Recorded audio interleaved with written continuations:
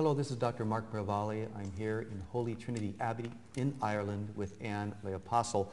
We're going through Volume 6, The Messages of Heaven for Families, and I want to read to you the June 5th, 2004 message of St. Joseph as he speaks to fathers. These are the words of St. Joseph, and I quote, "Fathers of the world, listen carefully to my words.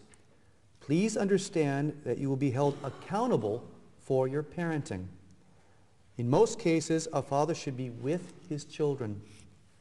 In cases where he cannot, through circumstances beyond his control, that is different. But I speak to the majority of fathers at this time.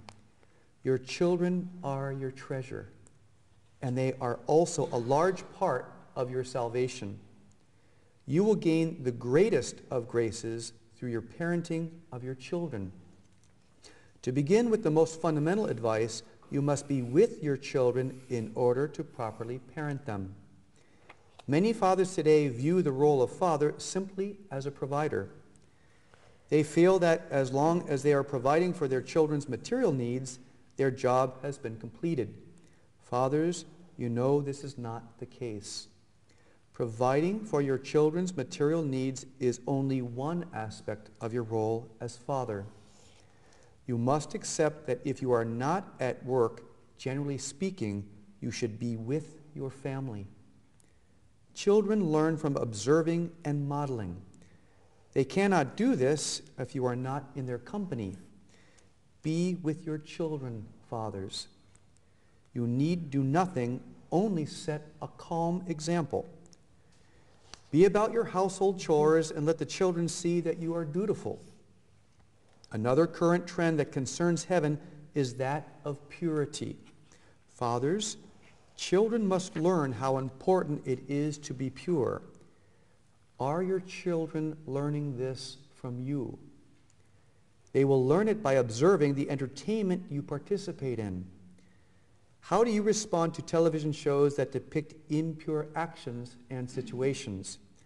Fathers, these things are not acceptable for you. You must not watch television programs that illustrate mortal sin. Certainly, your children should not watch these things either.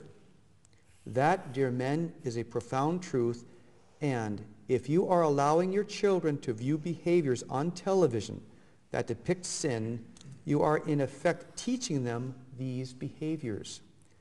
You must understand that by not objecting to these things, you are teaching your children that these behaviors are acceptable. This must stop. When you reject a program because it is illustrating unchristian-like behaviors, you must take the opportunity to explain to your children why you are doing so and why the behavior you rejected is not Christian. Do you understand? You must ask me to help you in this issue if you are unsure, because homes are being contaminated constantly in this manner. This form of entertainment is unsuitable for you, dear men of God. You must want to come to heaven, do you not? Then you must begin to prepare yourselves on earth. You can do this by spending time with your children in purity and doing things together that do not offend God. You will be accountable for each word you say to your children. God does not expect you to be perfect. Do not be afraid. You will make mistakes, of course, and that is understood and forgiven. But you must not allow a pattern of entertainment in your home that is objectionable to heaven. Consider always what Jesus would say about entertainment. He is with you, you know, at each moment. Be aware of his presence, and you can then judge your actions and activities by his standard. I will help you to escape from any bad habits that have taken hold of you. Be cheerful and courageous, and together we will purify your life." Anne. Well, he's asking us to raise the bar in terms of, purity in our homes. Mm-hmm. And it's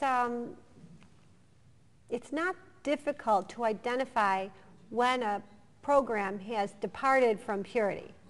You know, the thing is, probably you may be the same. Nobody wants to watch TV with me because it offends me. Right. And it's, you know, there could be, we should all be sensitive to how it offends Christ. And we want to develop this sensitivity, not submerge it. So the fact that when I'm in the room, everybody's alert to impurity is maybe hard on them in some way, you know, but good.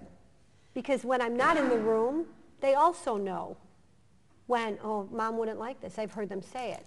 So that's a good thing. At least they've developed the awareness, you know, but this is a call to fathers to have the same sensitivity. My question is, in those situations, well, if it offends me, why doesn't it offend you? Right.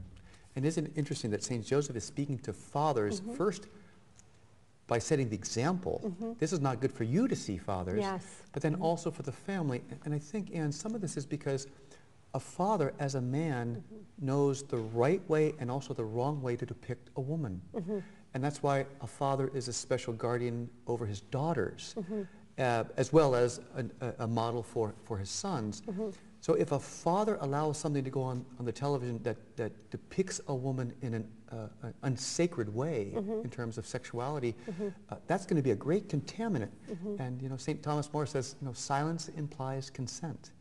If you allow this to be shown, you know, if you're the priest, prophet, and king of your domestic church, and you're allowing this to be shown, you're giving it a stamp of approval. And so it's a very confusing and a counterproductive message. So it's St. Joseph is really calling fathers to say, for you and for your families, you are the protectors of purity. And so it is, as you say, it's raising the bar. If they don't do it in a humble way, it'll be lost. So we have to be careful here, because I've seen situations where a father is aggressive about it, or you know, you have to be very careful as fathers talking about the way girls are dressed. You'd want to be very alert to how that's done. Do you know what I mean? So fathers need to be careful how they do it. Does that mean they should just simply accept impurity? No, I'm not saying that. I'm saying they'd want to be very gentle.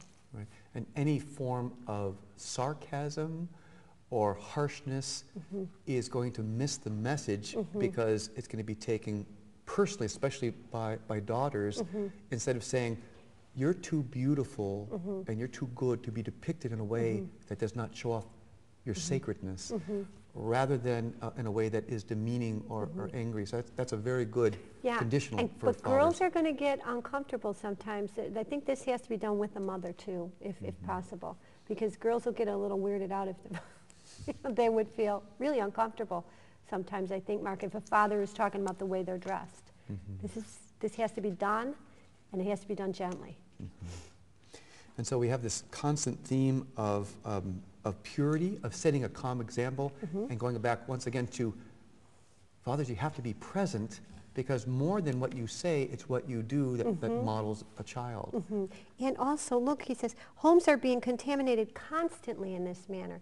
This is the television shows that show women dressed like this, that show bad treatment of women, that show men behaving in ways that aren't holy.